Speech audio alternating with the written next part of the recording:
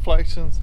Today we're going to carry you out in the beautiful marsh area of Beaufort, South Carolina to pull 4 crab pots that we set out yesterday afternoon. We baited them up with fish carcasses that we had in our freezer, and we're just going to go out here on this beautiful day and check them with you guys and see what we get. I got this cooler right here to put our catch in. I got my trusty gauge right there that measures 5 inches inside diameter, a pair of tongs, and the blue bucket you see right here, it's going to be what I dump the crabs in.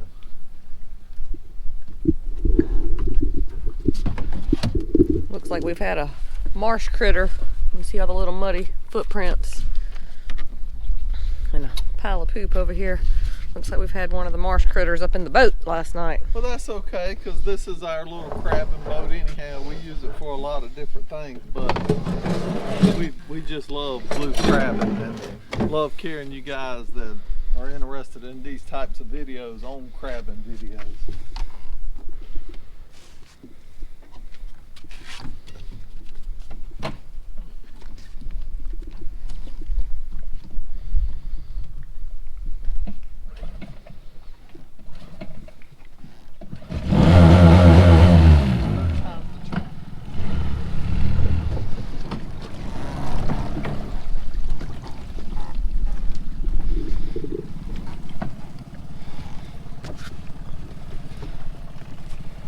Guys, you can see that it is very, very shallow here right now. We're churning up the mud trying to get out. The tide is coming in though, so we should be fine.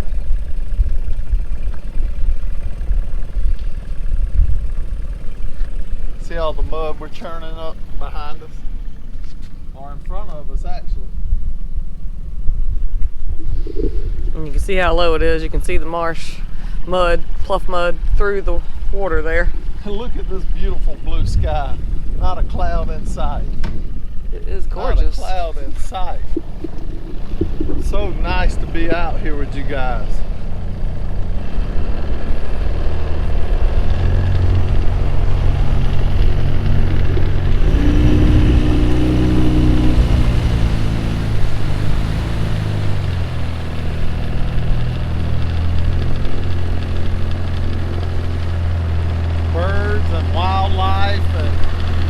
Just different things out here that we enjoy seeing.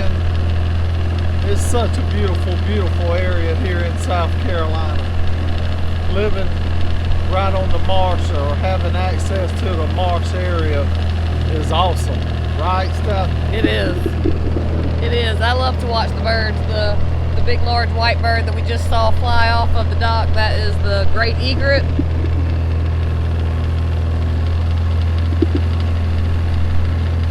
I'm having to just ease along, guys, because like I'm saying, we are churning up mud. It's really tight getting out of here right now. We're gonna make it though. Like I was saying, the tide is coming in, so no worries. See how low the tide is by seeing how low we are in the marsh grass. That's right. The tips of the marsh grass are still probably 2, maybe even 3 feet above our heads.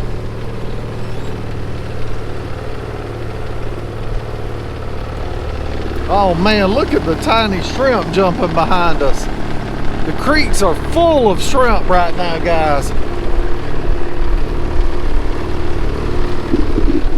And it is actually bait shrimping season here in South Carolina, and we haven't did any bait shrimping in a few years. I have been keeping up with other guys that are doing it, and some of them it's a hit and miss deal. Some of them are doing pretty good and some of them are bumming out or just not doing good.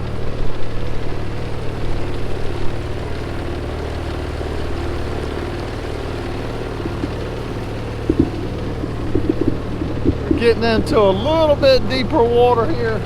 and we should be able to speed up here in a few minutes.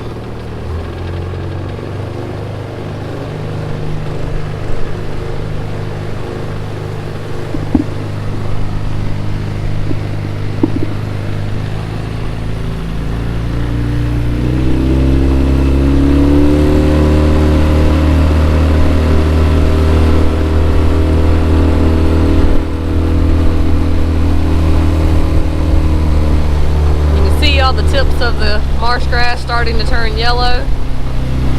Change of the seasons. Fall is among us, or upon us.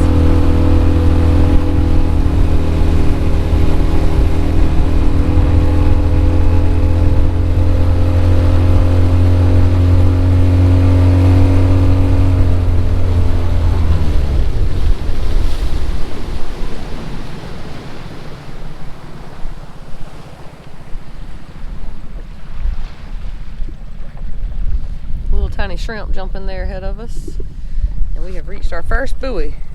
All right, our first trap. We're right up on it, and you can see the reason that I picked this area is because you have these two creeks leading out of the marsh area, and I feel like when the tide is going out that the crabs, you know, wash out of both of these creeks and come past this area right here. So sometimes we do good here, sometimes we don't. Well, let's see what we got. I'm gonna move our containers around. I want to put the container where he's gonna dump the crabs closer to him. That one's got a lot of mud on it. Yeah, that's one thing about our area, guys, is it is very, very soft bottom, muddy bottom. Oh man, look in here though. You see me shaking this pot real hard in the water. I'm just trying to rinse some of the mud off of the bottom of it before I bring it in the boat. Turn it upside down. Let our crabs get down through our funnel right here. You see that funnel shape? That's the design of this trap. This is a 4 cubic foot trap. It has 4 entrances. We're just using a chain on the bottom for the weight.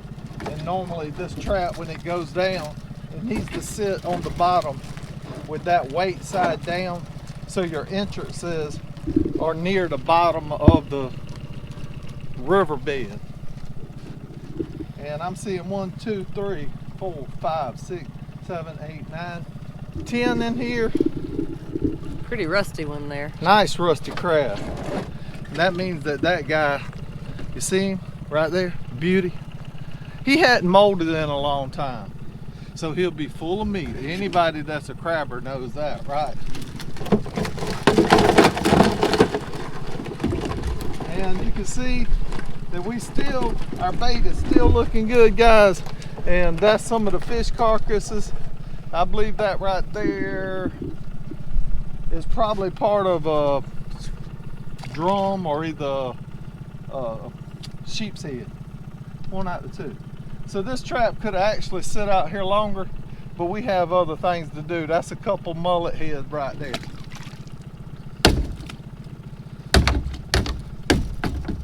We are limited on space in this little small skiff. So we need to organize our traps as best as possible on this little vessel.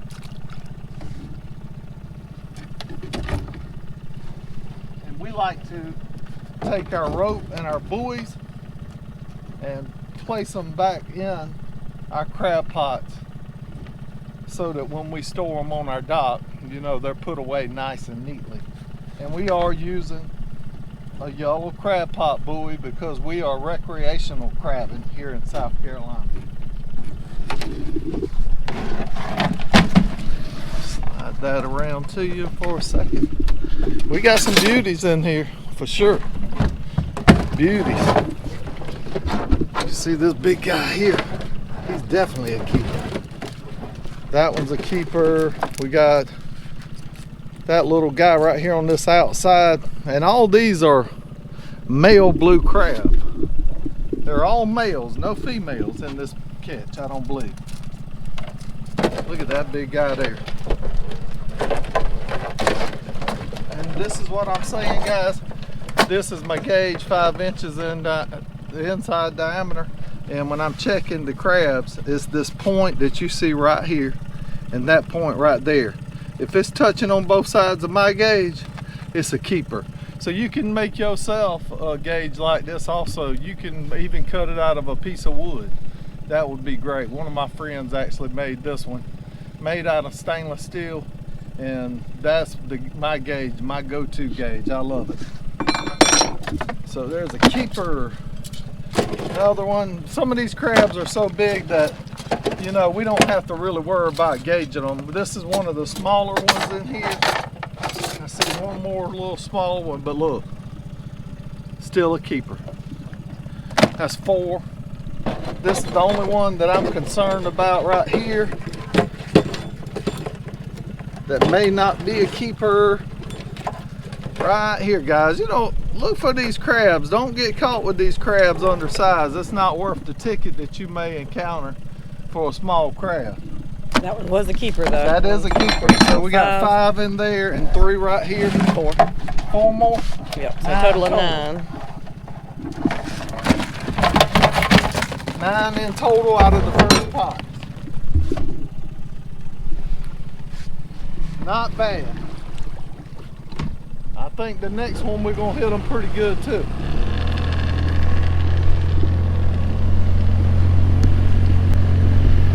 Because yesterday when we placed these crab traps out, guys, we didn't let them soak but an hour, and I came back around. We had rode around a little bit, rode out to an island here in our area. It's called Morgan Island or Monkey Island, and it's a research facility or research island where they keep monkeys on it to do tests. Then when we got back, we pulled those 4 crab traps, and like I said, they hadn't been soaking but 1 hour, and we still ended up with like 17 keepers out of the 4 pots. So we knew we were likely that they were going to do good today. Hey, we'll see. We are right around the corner. Another 100 to 150 yards, we'll be up on our second trap.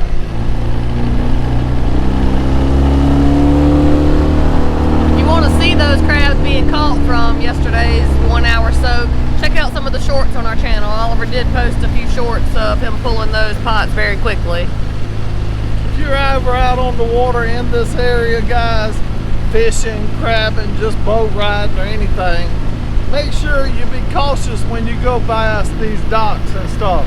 You are responsible for your weight. The weight that you put off on your boat. If you damage these other properties, you are responsible. If they can trace it back to you and put the responsibility on you. So just be courteous of others and their property always when you're in this area or any area.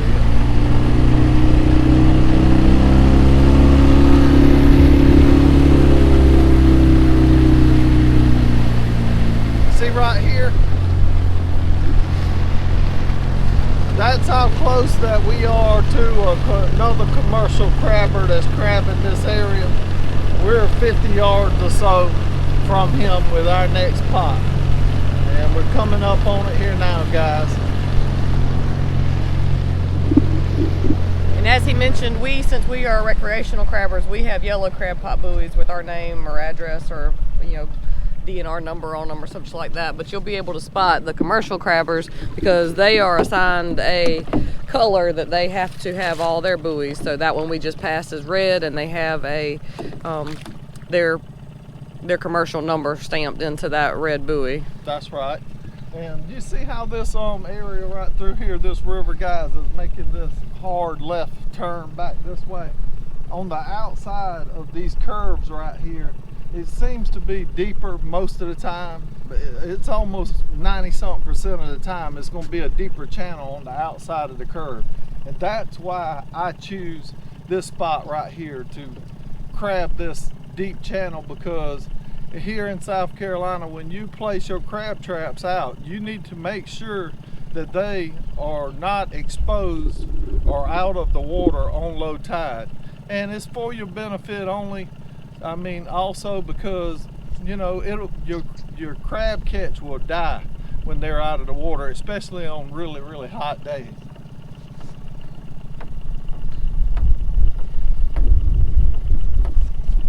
Feels pretty heavy. Feels pretty heavy. That's a good sign. Yeah. Look at here. Oh, and they're all in the top. So And this pot's doing its job. That's right. So these pots are designed with that funnel in the entrance as they're swimming around trying to find their way out of the trap. They usually go through these two holes that are at the top of the funnel and end up into the top of these 4 cubic foot traps. And what that does is helps keep them away from the bait compartment. You can see the bait compartment is down, only accessible from the lower section of this trap. So that way if you're actually crabbing this trap for a few days, or if they're very aggressive or lots of crabs in it, that keeps them away from the bait so they don't eat all the bait. And look at that big rusty boy there. Pretty, pretty. Yes, sir. And you can see the difference in this rusty crab versus this one with the bright white belly. And look, our bait's in really, really good condition, and that is one of the spot-tail bass carcasses. We catch a lot of spot-tail bass here in this area, but actually this fish and stuff actually come from a guy down at the boat landing. He watches our videos, he sees me down there, he's about to throw away his carcasses, and he offers them to me. And you know, me being someone who loves the crab, and he knew it because he watches our videos, he offered them to me, and hey, I gladly took them. Said, yeah, buddy. It's working out for me. So his scraps is a meal for us, it turns into a meal for us. But we're not gonna have time to crab in the next coming days, so we gotta gather our pots and put our pots back up on the hill so the critters get to enjoy a meal down there and get a little bigger. Yeah, time to go back to work for us. Yep. 1, 2, 3, 4, 5, 6, 7 in this pot, and it looks like they are all keepers as well. I'll do it. I got it. Yeah, those are stacked all up here. keepers. This is the smallest crab in here, guys, right here. And I'll check him out. But I'm thinking he's 5 1/8. I was off 5 3/16. Jeez, I can't believe I was off. Anyhow, nice crab, right? Right. 2, So there was 4, 9. 6. You just added 1, 10, 2, 4, 6, and now a total of 16. Right? 9 and 7. No. Yeah, that's right. 16. Yep, 9 and 7. 9 in the first pot, 7 in the second. That's right. Beauties too. These pots ready to ride to the next one. If you guys enjoy riding in the boat with us, make sure you leave us a comment and let us know y'all are enjoying the boat ride.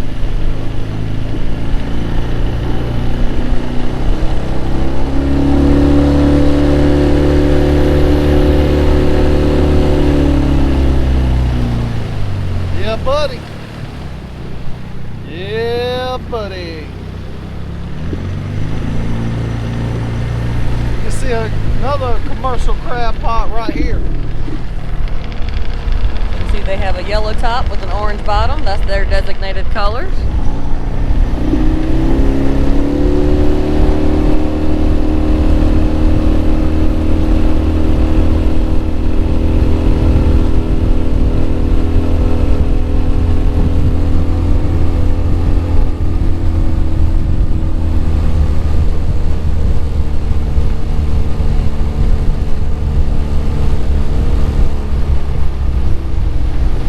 Lots of beautiful shorebirds flying off all around us as we come through.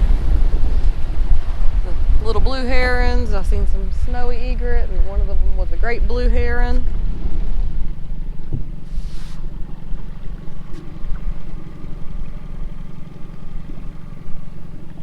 You see it, Seth? Yeah, it should be right here on this side. I don't see it. So Just can you see it?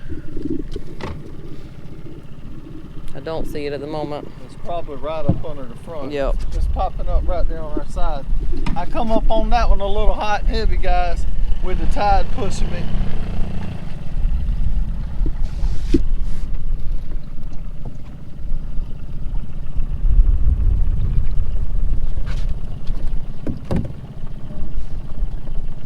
And the reason that we like picking this spot here, again, you got this little creek, you got one right here, one this way and this main one that we just come down. So there's 4 creeks that kind of come into this one little area, so the crabs are running through here in different ways,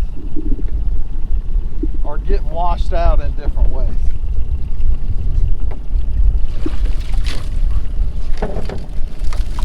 Keep in mind that we have already pulled these crab pots one time with this same bait.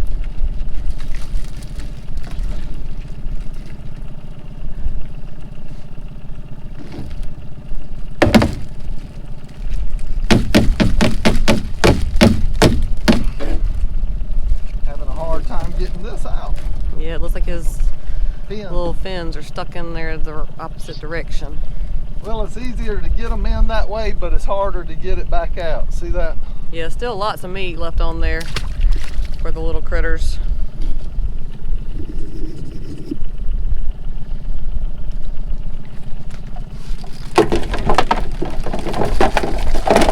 Oh, that one left his claw. When a crab is in danger, they can actually drop one of their claws or their legs, you know, to get out of harm's way. So that's what that crab did, I would imagine. He should have just let go, right? So we'd have one more claw to eat. We'll get that out later.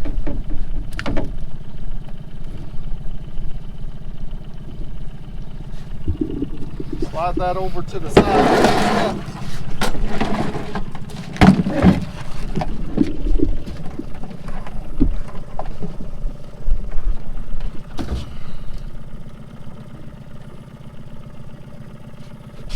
And you see right here what I did, guys. Sometimes you can use your little hooks just to kind of hook your traps together as you're moving along, so that they won't slide around. So we got 1, 2, 3, 4, 5, 6 in that trap. This is the smallest one in here, right here. And it's still a keeper. So that's 2 more. So that'll be 18. 19, 20, 21, 22. 22. We're getting 22 of these blue beauties. We're getting close to a half bushel. And you see the same thing just happened there. This crab has now dropped both of his claws. You can see he's just got his 8 regular legs, because these other crabs grabbed onto him, and of course him sensing the danger, he just dropped that claw, just released it. Same way, you know, lizards drop their tails and things like that. So just a defense mechanism for them. That's right. So now we're in a position where we've got to run about 1/4 mile. The next pot that I have, it's in a small creek, but it's right off of a big river. And we did really good there yesterday. Steph's worried about that one crab claw. She's got it. Seeded it in the bottom, so might as well slide it my way and put it in the thing. I don't want to waste it. No, no need to waste it. These animals are being sacrificed for food for us, so I don't want to waste any part of it if I can. That's right. We love eating crabs, and we got friends and family that love crab too. These crab right here will actually go back home with us to feed some of our family along with us. Yeah, buddy.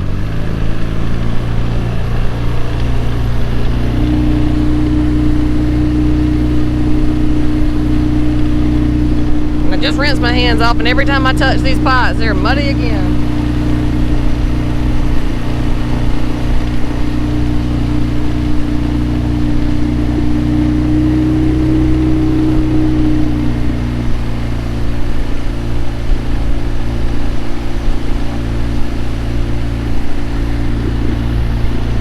So leave it in the comments. I want to know how many of you guys love the crab. I want to know what area you're from. I want to know, you know, if you're setting out 4 pots, how many crabs do you typically have in those 4 traps? And I'm sure everybody that's watching the video, they're going to want to look at those comments and they're going to want to see how people in different areas are doing with the crabbing in those areas also.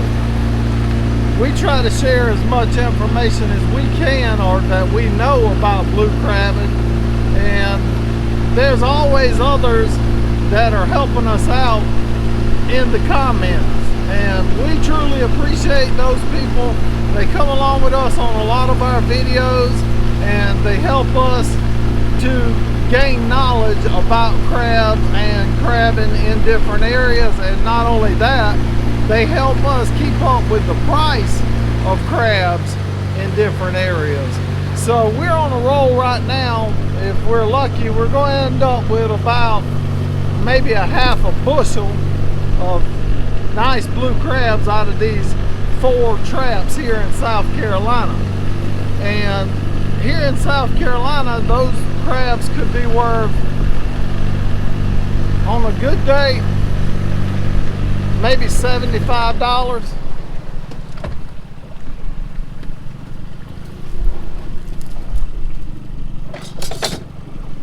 I got a little bit off track right there talking with you guys. These little marsh creeks can be very difficult to navigate. I navigate them a lot, and one thing that I use as reference if I'm in another area exploring little creeks like this is watch the tide. Know if the tide is coming in or going out. That way, if the tide is going out and you back in these marsh creeks and you get kind of lost, follow the water, follow the main water flow to get back out. You know, if it's coming in, you're more likely to be okay because the tide is increasing and you have a better chance of finding your way back out because you have a longer time period to find your way back out. So just keep that kind of things in mind when you're out crabbing or exploring these marsh areas like we are in now. To go along with you guys telling us, you know, how many crabs you're catching and things like that, tell us what your go-to bait is. We fish a lot, so to keep, you know, with the theme that we don't like to waste stuff, we use our fish carcasses after we have cleaned the meat off that we plan to eat off the fish. We put those carcasses in our bait freezer, and we use those for that bait for crabbing and share it with our friends and things like that when they want to go crabbing if they don't have any bait. So we use fish a lot, but we know there are lots of other things that do attract crab. So tell us what your go-to bait is. I know one of the go-to baits for most recreational crabbers because it's cheap and it's readily available is chicken. And it works great, but in this area, most all the commercial crabbers are using fish, and it's man-hating. They are very oily fish, and they work out great for crabbing.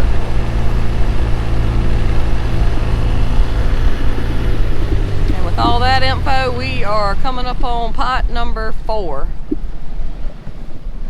And in South Carolina, with Oliver's and my saltwater fishing licenses, we are allowed to use 2 crab pots each for our recreational use, which does mean both of us have to be in the boat if we're checking those. He can't just run out here and check those 4 pots without me because he's legally only allowed to fish 2 crab pots. That's right. And another thing is you need your name and address on your buoys. You just, you know, write it on there with a marker or something and keep an update on it because it will fade away. And this, you can see over the top of the grass right here. This area right here, we are right back in this little creek right off of that big river. And I like to tuck it back in here because down here in South Carolina, the commercial guys, they have got the rivers just loaded with traps. I mean, every 50 yards or every 25 yards there could be a commercial crab trap, and we don't want to, you know, get in their way of making money for their families. And so we try to find little areas tucked in that, you know, they're not crabbing. That's right. We try to be respectful. We trust them not to mess with our pots while we're crabbing, you know, recreationally, and we know that we're not going to mess with their pots and things like that. And for those of you guys, I have heard, seen, tell, or heard tell of people who, you know, just for curiosity, will stop by and pull up a crab trap and this and that and the other. Don't do that. That's illegal, guys. Don't touch other people's property. It's not yours. Leave it alone. Your mama should have taught you that by the age of 2. So don't touch other people's stuff. That's right, and it is very, very unlawful to do so. And I've heard of an instance. It was actually a friend of mine that wanted to go fishing back up in a little creek, and the crab trap was kind of in the middle of that little creek where he wanted to go fishing. And he wasn't doing nothing, you know, but trying to move that crab trap over. Evidently, somebody must have seen him doing it. Maybe DNR. I don't remember the whole story, but I do know that he lost his recreational fishing license for the rest of that year.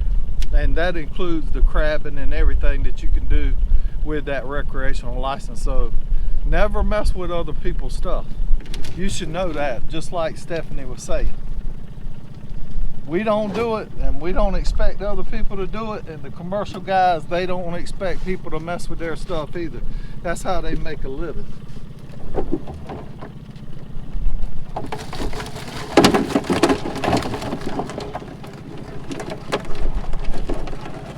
I got a big boy holding on up here. I wonder sometimes why some of these crabs are so stubborn. You see, he's holding on with 1, 2, 3, 4, 5 legs, and no, 6 legs and 1 claw. If you're ever out crabbing, one thing would good to have some kind of device that you could actually stick down through these wires just to push those crabs, make them turn loose. And we have used our boat paddle occasionally, because this boat paddle that we have in this boat actually has just a long bar on one end of it. So in this one we've got 1, 2, 3, 4, 5, 6, 7, 8, 9. So if they're all keepers, that'll bring us up to... How many did you have here? There was 22 in here, so that'll bring us up to 31. 31, you know, big nice crabs. I think there's usually maybe 60 to 70 in a bushel, according on to exactly what size they are. So we ended up with about as many as I called that we would have. We ended up with about a half a bushel. That's right. And I'm gonna measure the smallest one in here. And one of the easiest ways to use this kind of gauge is if you can come up behind it and kind of like scoop it up almost. That'll tell you if it's a keeper or not, because if you can pick it up like that, in that manner, just like that, like I just did, that lets you know that it's a keeper because it's on both sides of the gauge. Say like this guy, you can scoop him up by his points with this kind of gauge. So same thing here, you can pick it up like that.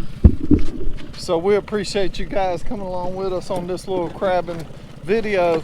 I'm sure we're going to see you in the comments and in the comments of the upcoming video, because I know you're wanting to hit that subscribe, and it's easy to do. It's always free on this channel, and we appreciate you guys and each and every one of you that do leave comments. Thank you so much. Thank you for watching.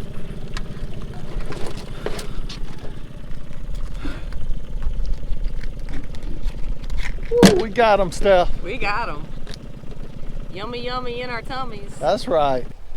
So guys, got a special little treat for you today. Steph and I have come to my mother's house to cook these crabs with you guys. It's been a few days since we caught them, and we have plenty of crabs, and we just wanted to share some of these crabs with our family and bring you guys along as we cook them. Yeah, they're gonna be yummy.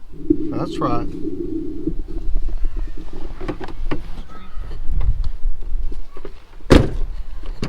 And we got plenty of crabs. So there's like, I don't know, 50 crabs maybe that we'll be able to eat with our family today. I know they're gonna enjoy them. So we're getting ready to cook these crabs. Actually, my mom has already started on them. And we got some family and friends along with us. Steph, Regina, y'all have met her in the videos. Olivia, Ruth, Jamaica, and Susie Q. my Aunt Susie. Susie Q from Channel 2 left her teeth at home. We love to cut up and have a good time. So we got a big pot, big pot of food already going. And what all we got in here, Mama? We got sausage and potatoes and crab legs and doing some spaghetti and meatballs for them children. And some jalapeno peppers. Oh man. Ooh. That was kind of rough. Fogged you guys up. But some jalapeno peppers sliced in half with cream cheese and, let me see, strips of bacon. The crab, we put about a quarter of this pot of water with Old Bay seasoning with the potatoes already cut up. And the crabs, you can see, we already had the crabs cleaned. We clean our crabs before we cook them. And these in the top here will be steaming. You got some others. We got some others in there. There's my Uncle Bubba. How you doing, Bubba? I'm about dead. Doing alright. This is my cousin right here, Tony Jr.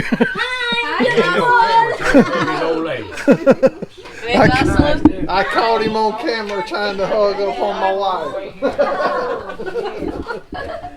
So we having a good time. And then Jocelyn. Jocelyn, we getting ready to eat. We are.